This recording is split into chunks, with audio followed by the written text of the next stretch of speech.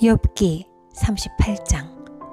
그때 주님께서 욥에게 폭풍이 몰아치는 가운데서 대답하셨다. 내가 누구이기에 무지하고 헛된 말로 내 지혜를 의심하느냐. 이제 허리를 동이고 대장부답게 일어서서 묻는 말에 대답해 보아라. 내가 땅에 기초를 놓을 때에 내가 거기에 있기라도 하였느냐.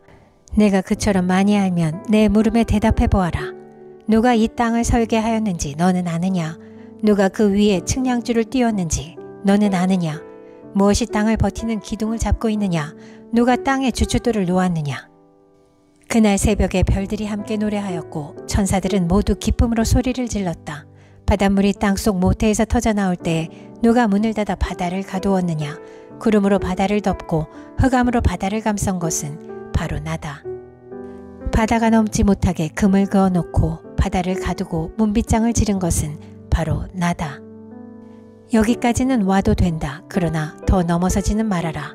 도도한 물결을 여기에서 멈추어라 하고 바다에게 명한 것이 바로 나다. 내가 지금까지 살아오면서 내가 아침에게 명령하여 동이 트게 해본 일이 있느냐. 새벽에게 명령하여 새벽이 제자리를 지키게 한 일이 있느냐. 또 새벽에게 명령하여 땅을 옷깃 휘어잡듯이 거머쥐고 마구 흔들어서 악한 자들을 털어내게 한 일이 있느냐. 대낮의 광명은 언덕과 계곡을 옷의 주름처럼 토판에 찍은 도장처럼 뚜렷하게 보이게 한다. 대낮의 광명은 너무나도 밝아서 악한 자들의 폭행을 훤히 밝힌다. 바닷속 깊은 곳에 있는 물 근원까지 들어가 보았느냐. 그 밑바닥 깊은 곳을 거닐어 본 일이 있느냐. 죽은 자가 들어가는 문을 들여다본 일이 있느냐. 그 죽음의 그늘이 두려운 문을 본 일이 있느냐. 세상이 얼마나 큰지 짐작이나 할 수 있겠느냐. 이 모든 것을 알고 있다면 어디 내 말 한번 들어보자. 빛이 어디에서 오는지 아느냐. 어둠의 근원이 어디에 있는지 아느냐. 빛과 어둠이 있는 그곳이 얼마나 먼 곳에 있는지 그곳을 보여줄 수 있느냐. 빛과 어둠이 있는 그곳에 이르는 길을 아느냐. 알고 말고 너는 알 것이다. 내가 이 세상을 만들 때부터 지금까지 내가 살아왔고 내가 세상 만드는 것을 내가 보았다면 내가 오죽이나 잘 알겠느냐. 눈을 쌓아둔 창고에 들어간 일이 있느냐. 우박 창고를 들여다본 일이 있느냐. 이것들은 내가 환란이 생겼을 때에 쓰려고 간직해 두었고 전쟁할 때에 쓰려고 준비해 두었다. 해가 뜨는 곳에 가본 적이 있느냐. 동풍이 불어오는 그 시발점에 가본 적이 있느냐. 쏟아진 폭우가 시내가 되어서 흐르도록 개울을 낸 이가 누구냐. 천둥과 번개가 가는 길을 낸 이가 누구냐. 사람이 없는 땅, 인기척이 없는 광야에 비를 내리는 이가 누구냐. 메마른 거친 땅을 적시며 굳은 땅에서 풀이 돋아나게 하는 이가 누구냐. 비에게 아버지가 있느냐. 누가 이슬방울을 낳기라도 하였느냐. 얼음은 어느 모태에서 나왔으며 하늘에서 내리는 서리는 누가 낳았느냐. 물을 돌같이 굳게 얼리느니 바다의 수면도 얼게 하는 이가 누구냐. 내가 북두칠성의 별대를 한데 묶을 수 있으며 오리온 성좌를 묶은 띠를 풀 수 있느냐. 내가 철을 따라서 성좌들을 이끌어낼 수 있으며 큰 곰자리와 그 별대를 인도하여 낼 수 있느냐. 하늘을 다스리는 질서가 무엇인지 아느냐. 또 그런 법칙을 땅에 적용할 수 있느냐. 내 소리를 높여서 구름에게까지 명령을 내릴 수 있느냐. 구름에게 명령하여 너를 흠뻑 적시게 할 수 있느냐. 번개를 내보내어 번쩍이게 할 수 있느냐. 그 번개가 내게로 와서 우리는 명령만 기다립니다 하고 말하느냐. 강물이 범람할 것이라고 알리는 따오기에게 나일강이 넘칠 것이라고 말해주는 이가 누구냐. 비가 오기 전에 우는 수탉에게 비가 온다고 말해주는 이가 누구냐. 누가 구름을 셀 만큼 지혜로우냐. 누가 하늘에 물주머니를 기울여서 비를 내리고 누가 지혜로워서 티끌을 진흙덩이로 만들고 그 진흙덩이들을 서로 달라붙게 할 수 있느냐. 내가 사자의 먹이를 계속하여 댈 수 있느냐. 굶주린 사자 새끼들의 식욕을 채워줄 수 있느냐. 그것들은 언제나 굴 속에 웅크리고 있거나 드러나지 않는 곳에 숨어 있다가 덮친다. 까마귀 떼가 먹이가 없어서 헤맬 때에 그 새끼들이 나에게 먹이를 달라고 조를 때에 그 까마귀 떼에게 먹이를 마련하여 주는 이가 누구냐. 욥기 39장. 너는 산에 사는 염소가 언제 새끼를 치는지 아느냐. 들사슴이 새끼를 낳는 것을 지켜본 일이 있느냐. 들사슴이 몇 달 만에 만삭이 되는지 아느냐. 언제 새끼를 낳는지 아느냐. 언제 굽으려서 새끼를 낳는지를 아느냐. 낳은 새끼를 언제 광야에다가 풀어놓는지를 아느냐. 그 새끼들은 튼튼하게 자라나면 어미 곁을 떠나가서 다시 돌아오지 않는다. 누가 들나귀를 놓아주어서 자유롭게 해주었느냐? 누가 날쌘 나귀에게 메인줄을 풀어주어서 마음대로 뛰놀게 하였느냐? 들판을 집으로 삼게 하고 소금기가 있는 땅을 살 곳으로 삼게 한 것은 바로 나다. 들나귀가 시끄러운 성읍에서 멀리 떨어져 있으므로 아무도 들나귀를 길들이지 못하고 일을 시키지도 못한다. 산은 들나귀가 마음껏 풀을 뜯는 초장이다. 풀은 들나귀가 찾는 먹이다. 들소가 내 일을 거들어 주겠느냐? 들소가 내 외양간에서 잠을 자겠느냐? 내가 들소에게 쟁기를 메어주어서 밭을 갈게 할 수 있겠느냐? 들소들이 내 말을 따라서 밭을 갈겠느냐? 들소가 힘이 센 것은 사실이지만 내가 하기 힘든 일을 들소에게 떠맡길 수 있겠느냐? 들소가 심은 것을 거두어 들여서 타작마당에 쌓아줄 것 같으냐? 타조가 날개를 재빠르게 치기는 하지만 황새처럼 날지는 못한다. 타조가 땅바닥에다가 알을 낳는 것은 흙이 그 알을 따스하게 해주기를 바라기 때문이다. 그러나 그 알이 발에 밟혀서 깨어질 수 있음을 알지 못한다. 들짐승이 그 알을 짓밟을 수도 있음을 알지 못한다. 타조는 알을 거칠게 다루기를 마치 제가 낳은 알이 아닌 것 같이 하고 알을 낳는 일이 헛수고가 되지나 않을까 하고 걱정도 하지 못하니 이것은 나 하나님이 타조를 어리석은 짐승으로 만들고 지혜를 주지 않았기 때문이다. 그러나 타조가 한번 날개를 치면서 달리기만 하면 말이나 말 탄 사람쯤은 우습게 여긴다. 욥은 대답해 보아라. 말에게 강한 힘을 준 것이 너냐? 그 목에 흩날리는 갈기를 달아준 것이 너냐? 내가 말을 메뚜기처럼 뛰게 만들었느냐? 사람을 두렵게 하는 그 위세당당한 콧소리를 내가 만들어 주었느냐? 앞발굽으로 땅을 마구 파대면서 힘껏 앞으로 나가서 싸운다. 그것들은 두려움이라는 것을 모른다. 칼 앞에서도 돌아서지 않는다. 말을 탄 용사의 화살통이 덜커덕 소리를 내며 긴 창과 짧은 창이 햇빛에 번쩍인다. 나팔 소리만 들으면 머물러 서 있지 않고 흥분하여 성난 모습으로 땅을 박차면서 내달린다. 나팔을 불 때마다 힝힝하고 콧김을 뿜으며 멀리서 벌어지는 전쟁 냄새를 맡고 멀리서도 지휘관들의 호령과 고함 소리를 듣는다. 매가 높이 솟아올라서 남쪽으로 날개를 펴고 날아가는 것이 네게서 배운 것이냐? 독수리가 하늘 높이 떠서 높은 곳에 보금자리를 만드는 것이 내 명령을 따른 것이냐? 독수리는 바위에 집을 짓고 거기에서 자고 험한 바위와 요새 위에 살면서 거기에서 먹이를 살핀다. 그의 눈은 멀리서도 먹이를 알아본다. 독수리 새끼는 피를 빨아먹고 산다. 주검이 있는 곳에 독수리가 있다. 욥기 40장. 주님께서 또 욥에게 말씀하셨다. 전능한 하나님과 다투는 욥아, 내가 나를 꾸짖을 셈이냐? 내가 나를 비난하니 어디 나에게 대답해 보아라. 그때 욥이 주님께 대답하였다. 저는 비천한 사람입니다. 제가 무엇이라고 감히 주님께 대답할 수 있겠습니까? 다만 손으로 입을 막을 뿐입니다. 이미 말을 너무 많이 했습니다. 더 할 말이 없습니다. 그러자 주님께서 폭풍 가운데서 다시 말씀하셨다. 이제 허리를 동이고 대장부답게 일어서서 내가 묻는 말에 대답하여라. 아직도 너는 내 판결을 비난하려느냐? 내가 자신을 옳다고 하려고 내게 잘못을 덮어씌우려느냐?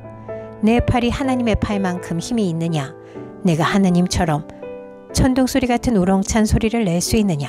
어디 한번 위엄과 존귀를 갖추고 영광과 영화를 갖추고 교만한 자들을 노려보며 내 끓어오르는 분노를 그들에게 쏟아내고 그들의 기백을 꺾어보아라. 모든 교만한 자를 살펴서 그들을 비천하게 하고 악한 자들을 그 서 있는 자리에서 짓밟아서 모두 땅에 묻어보아라. 모두 얼굴을 천으로 감아서 무덤에 뉘어보아라. 그렇게만 할 수 있다면 나는 너를 찬양하고 내가 승리하였다는 것을 내가 인정하겠다. 베헤못을 보아라. 내가 너를 만든 것처럼 그것도 내가 만들었다. 그것이 소처럼 풀을 뜯지만 허리에서 나오는 저 억센 힘과 배에서 뻗쳐나오는 저 놀라운 기운을 보아라. 꼬리는 백향목처럼 뻗고 넓적다리는 힘줄로 단단하게 감쌌다. 뼈대는 노처럼 강하고 갈비뼈는 쇠빗장과 같다. 그것은 내가 만든 피조물 가운데서 으뜸가는 것, 내 무기를 들고 다니라고 만든 것이다. 모든 들짐승이 즐겁게 뛰노는 푸른 산에서 자라는 푸른 그것의 먹이다. 그것은 연꽃잎 아래에 눕고 갈대밭 그늘질 곳이나 늪 속에다가 몸을 숨긴다. 연꽃잎 그늘이 그것을 가리고 냇가의 버드나무들이 그것을 둘러싼다. 강물이 넘쳐도 놀라지 않으며 요단강에 물이 불어서 입에 차도 태연하다. 누가 그것에 눈을 감겨서 잡을 수 있으며 누가 그 코에 갈고리를 꿰 수 있느냐. 욥기 41장. 내가 낚시로 리워야단을 낚을 수 있으며 끈으로 그 혀를 맬 수 있느냐. 그 코를 줄로 꿰 수 있으며 갈고리로 그 턱을 꿰 수 있느냐. 그것이 내게 살려달라고 애원할 것 같으냐. 그것이 내게 자비를 베풀어 달라고 빌 것 같으냐. 그것이 너와 언약을 맺기라도 하여 영원히 내 종이 되겠다고 약속이라도 할 것 같으냐. 내가 그것을 새처럼 길들여서 데리고 놀 수 있겠으며 또 그것을 끈으로 메어서 여종들의 놀이개로 삼을 수 있겠느냐. 어부들이 그것을 가지고 흥정하고 그것을 토막내어 상인들에게 팔 수 있겠느냐. 내가 창으로 그것의 가죽을 꿰뚫을 수 있으며 작살로 그 머리를 찌를 수 있겠느냐. 손으로 한번 만져만 보아도 그것과 싸울 생각은 못할 것이다. 리워야단을 보는 사람은 쳐다보기만 해도 기가 꺾이고 땅에 꼬꾸라진다. 그것이 흥분하면 얼마나 난폭하겠느냐. 누가 그것과 맞서겠느냐. 그것에게 덤벼들고 그 어느 누가 무사하겠느냐. 이 세상에는 그럴 사람이 없다. 리워야단의 다리 이야기를 어찌 빼놓을 수 있겠느냐. 그 용맹을 어찌 말하지 않을 수 있겠느냐. 그 늠름한 체구를 어찌 말하지 않고 지나겠느냐. 누가 그것의 가죽을 벗길 수 있겠느냐. 누가 두 겹 갑옷 같은 비늘 사이를 뚫을 수 있겠느냐. 누가 그것의 턱을 벌릴 수 있겠느냐. 빙 둘러 돋아있는 이빨은 보기만 해도 소름이 끼친다. 등 비늘은 그것이 자랑할 만한 것. 빽빽하게 짜여 있어서 돌처럼 단단하다. 그 비늘 하나하나가 서로 이어 있어서 그 틈으로는 바람도 들어가지 못한다. 비늘이 서로 연결되어 꽉 달라붙어서 그 얽힌 데가 떨어지지도 않는다. 재채기를 하면 불빛이 번쩍거리고 눈을 뜨면 그 눈꺼풀이 치켜 올라가는 모양이 동이 트는 것과 같다. 입에서는 횃불이 나오고 불똥이 튄다. 콧구멍에서 펑펑 쏟아지는 연기는 끓는 가마 밑에서 타는 갈대 연기와 같다. 그 숨결은 숯불을 피울 만하고 입에서는 불꽃이 나온다. 목에는 억센 힘이 들어있어서 보는 사람마다 겁에 질리고 만다. 살갗은 쇠로 입힌 듯이 약한 곳이 전혀 없다. 심장이 돌처럼 단단하니 그 단단하기가 맷돌 아랫짝과 같다. 일어나기만 하면 아무리 힘센 자도 벌벌 떨며 그 몸부림치는 소리에 기가 꺾인다. 칼을 들이댄다 하여도 소용이 없고 창이나 화살이나 표창도 맥을 쓰지 못한다. 쇠도 지푸라기로 여기고 놋은 썩은 나무 정도로 생각하니 그것을 쏘아서 도망치게 할 화살도 없고 무린 맷돌도 아예 바람에 날리는 겨와 같다. 몽둥이는 지푸라기쯤으로 생각하며 창이 날아오는 소리에는 코웃음만 친다. 백가죽은 날카로운 질그릇 조각과 같아서 타작기가 핥힌 진흙바닥처럼 지나간 흔적을 남긴다. 물에 뛰어들면 깊은 물을 가마솥채물처럼 끓게 하고 바다를 기름가마처럼 휘젓는다. 한번 지나가면 그 자취가 번쩍번쩍 빛을 내니 깊은 바다가 백발을 휘날리는 것처럼 보인다. 땅 위에는 그것과 겨룰 만한 것이 없으며 그것은 처음부터 겁이 없는 것으로 지음을 받았다. 모든 교만한 것들을 우습게 보고 그 거만한 모든 것 앞에서 왕노릇을 한다. 욥기 42장. 욥이 주님께 대답하였다. 주님께서는 못하시는 일이 없으시다는 것을 이제 저는 알았습니다. 주님의 계획은 어김없이 이루어진다는 것도 저는 깨달았습니다. 잘 알지도 못하면서 감히 주님의 뜻을 흐려놓으려 한 자가 바로 저입니다. 깨닫지도 못하면서 함부로 말을 하였습니다. 제가 알기에는 너무나 신기한 일들이었습니다. 주님께서 말씀하셨습니다.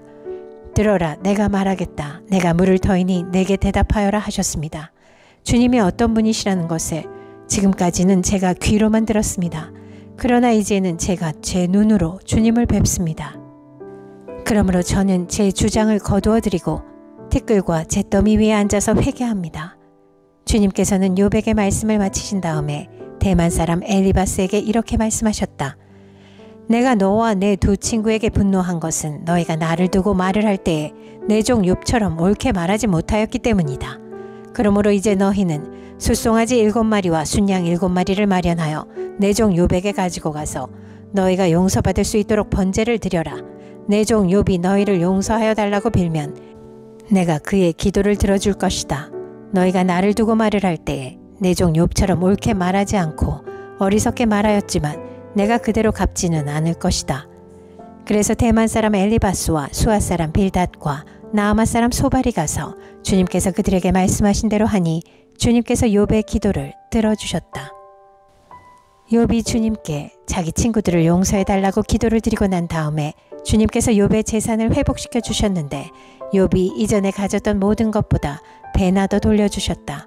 그러자 그의 모든 형제와 자매와 전부터 그를 아는 친구들이 다 그를 찾아와 그의 집에서 그와 함께 기뻐하면서 먹고 마셨다. 그들은 주님께서 그에게 내리신 그 모든 재앙을 생각하면서 그를 동정하기도 하고 또 위로하기도 하였다. 그러면서 그들은 저마다 그에게 돈을 주기도 하고 금반지를 끼워주기도 하였다. 주님께서 욥의 말년에 이전보다 더 많은 복을 주셔서 욥이 양을 14,000마리, 낙타를 6,000마리, 소를 1,000결이, 나귀를 1,000마리나 거느리게 하셨다. 그리고 그는 아들 7과 딸 3을 낳았다. 첫째 딸은 여미마, 둘째 딸은 그시야, 셋째 딸은 게렌하북이라고 불렀다. 땅 위에 어디에서도 욥의 딸들처럼 아리따운 여자를 찾아볼 수 없었다. 더욱이 그들의 아버지는 오라비들에게 준 것과 똑같이 딸들에게도 유산을 물려주었다. 그 뒤에 욥은 140년을 살면서 그의 아들과 손자 4대를 보았다. 욥은 이렇게 오래 살다가 세상을 떠났다.